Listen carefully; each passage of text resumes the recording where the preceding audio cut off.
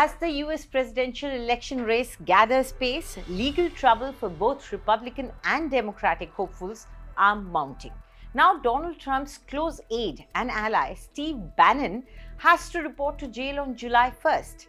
Former Trump strategist and conservative commentator Steve Bannon has just lost his appeal to stay out of jail while he fights the contempt of Congress charge that has resulted in him being served with a 4-month prison sentence. Bannon, who had previously claimed in his typical manner that there is no prison or jail built that will ever shut me up, has said now that he is willing to go all the way up to the Supreme Court if he has to.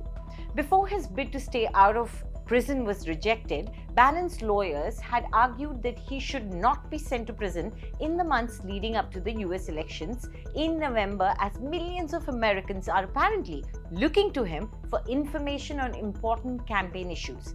As is evident now, that argument did not work as planned, and Bannon may have little choice but to report to prison, even as Trump continues to claim that the judicial system of America is being weaponized by the Democrats to target conservatives ahead of the election. So let's understand, why exactly has Bannon been held in contempt of Congress? The answer to this question lies in the work of the January 6th Committee, a group of bipartisan lawmakers who came together to investigate the US Capitol riot on January 6, 2021.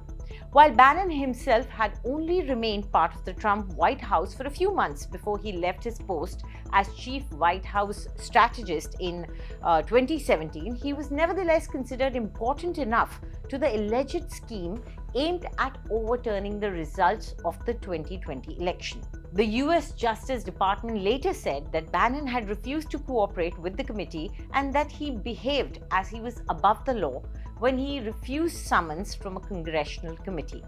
Bannon, for his part, insisted that he had engaged with the committee with all the necessary goodwill, but could not obey the subpoena, as Trump had asserted executive privilege over any documents or information the former advisor may have shared with the committee members. Nevertheless, Bannon was held in contempt of Congress and sentenced to 4 months in prison.